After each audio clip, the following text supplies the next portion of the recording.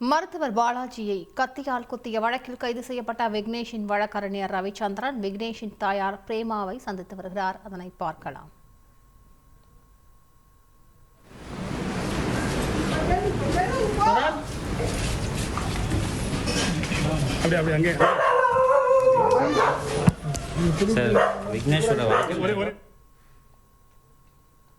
கூடுதல் தகவல்களை செய்தியாளர் மீரானிடம் கேட்கலாம். மீரான், வணக்கம். இந்த உரையாடல் தொடர்பான முழு விவரங்கள்.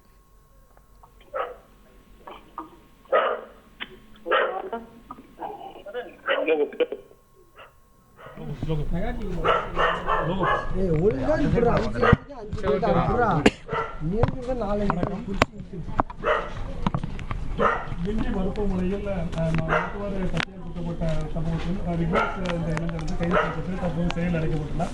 அவருடைய வழக்கறிஞர் தற்போது அவர் செய்தியாளர்களே அவர் சந்திக்க காட்சிகளை பார்ப்போம். ஆனால் நல்லா வாங்க என்ன ஓகே. விக்னேஸ்வர வழக்கறிஞர் முறையில் அவங்க பேரண்ட்ஸையும் அவங்க தம்பிங்களையும் பார்க்க வந்திருக்கோம். அது நேற்று நடந்த விஷயம் முற்றிலும் தவிர்க்க முடியாது. இது அரசாங்கத்தை எந்த குறை சொல்லியும் தப்பு கிடையாது. எந்த அரசாங்கம் இருந்தாலும் இது நடந்திருக்க வேண்டியதான். ஏன்னா இது தனிநபரோட செயல். இது எந்த அவன் ரவுடிசமோ அவன் முன்னாடி ப்ரீவியஸ் கேஸோ எதுவும் கிடையாது. அவன் ஒரு மெக்கானிக்கல் இன்ஜினியர் கிராஜுவேட். அவன் ஒரு சின்ன சண்டைக்கு கூட போகாத பையன். அவன் நல்ல பையன். ஒரு ஆதங்கத்தில் அவங்க அம்மாக்காக அது பண்ணியிருக்கான். அது நம்ம ஒரு அக்யூஸ்டை தப்ப விட்டோம்னா சட்டம் ஒழுங்கு சரியில்லை, ஒரு பெரிய கிரைம் அக்யூஸ்டா அப்படின்னு சொல்லலாம். சட்டம் ஒழுங்கு சரியில்லாமலாம் இல்லை. அவன் மேலே என்னென்ன கேஸ் போட முடியுமோ எல்லாமே போட்டிருக்காங்க. மொத்தம் 6 BNS case, 127, 115, 121, 118, 109, attempt to murder, 351, மொத்தம் 6 BNS கேஸு. ஒரு தமிழ்நாடு மெடிக்கல் ப்ரொடெக்ஷன் ஆக்ட் 2008 அதுவும் போட்டிருக்காங்க. மொத்தம் 7 கேஸு, 6 BNS, ஒரு ஸ்பெஷல் ஆக்ட் ஒன்று, மொத்தம் 7 கேஸ் போட்டிருக்காங்க. அவனை எவ்வளோ நாள் ஜெயிலில் வைக்க முடியுமோ அது வைக்கிறதுக்காக எல்லா பாசிபிலிட்டிஸும் கவர்மெண்ட் அவங்களுக்கு ஃபேவராக தான் பண்ணியிருக்காங்க. எல்லாமே பண்ணியிருக்காங்க. டாக்டர் நேற்று ப்ரொடெஸ்ட் பண்ணதுனால அவங்களுக்கு ஃபேவராக பண்ணி அந்த பையனுக்கு தண்டனை வாங்கி கொடுத்தாங்க. சட்டம் தன் கடமையை செய்யன்ற மாதிரி அவங்களோட என்ன பண்ண முடியுமோ பண்ணிவிட்டு அவங்கள ஜெயிலுக்கு அனுப்பிச்சிட்டாங்க. இதுக்கப்புறம் கோர்ட் ப்ரொசீடிங்ஸ் என்னன்னு சொல்லிட்டு நாங்கள் அது பார்த்துட்டு ஃபாலோ பண்ணோம். அண்ட் முக்கியமாக என்ன தெரிவிக்கணும்னா, அவரும் மெடிக்கல் ஒரு இஷ்யூ இருக்கிற பேஷண்ட் தான். அவரும் கிரிட்டிக்கலாக இருக்கார். அவரோட ரிப்போர்ட்ஸ் தான் இது எல்லாமே. இப்போ வரைக்குமே அவர் ட்ரீட்மெண்ட் எடுத்துகிட்டு தான் இருக்கார். எல்லா ட்ரீட்மெண்ட்டும் எடுத்துகிட்டு தான் இருக்கார். அவர் மாத்திரை இல்லைன்னா அவருக்கு வீசிங் ப்ராப்ளம் வரும், மயக்கம் போட்டு கீழே விழுவாருன்னு சொல்லி இப்போ தான் அவங்க பேரண்ட்ஸ் கிட்ட பேசிட்டு இருந்தோம். ஸோ மெடிக்கல் ஃபிக்ஸ் வரும்.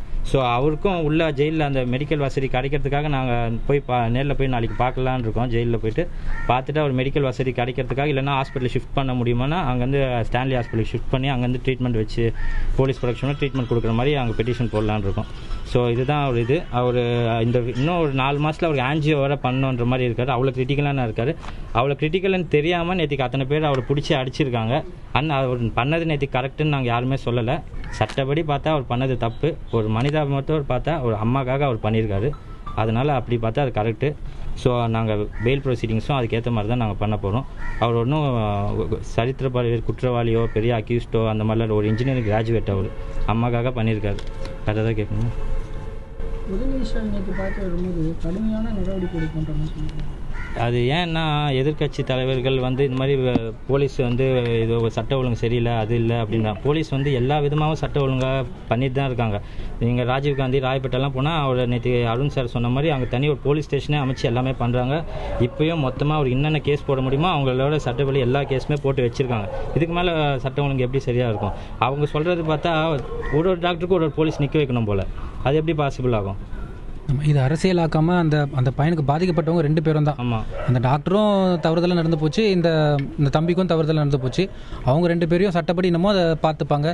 அவங்க சீக்கிரமாக அவங்களை வெளில வரதுக்கு என்னமோ அதை நாங்கள் முயற்சி எடுத்துகிட்டு இருக்கோம். மருத்துவர் பாலாஜியை கத்தியால் குத்திய வழக்கில் கைது செய்யப்பட்ட விக்னேஷின் வழக்கறிஞர் ரவிச்சந்திரன் விக்னேஷின் தாயார் பிரேமாவை சந்தித்தார். பின்னர் செய்தியாளர்களை சந்தித்து இந்த உரையாடல் தொடர்பான விளக்கங்கள் அளித்தார். அதனை பார்த்தோம். செய்திகளை உடனுக்குடன் தெரிந்து கொள்ள உடனே சப்ஸ்கிரைப் பண்ணுங்க.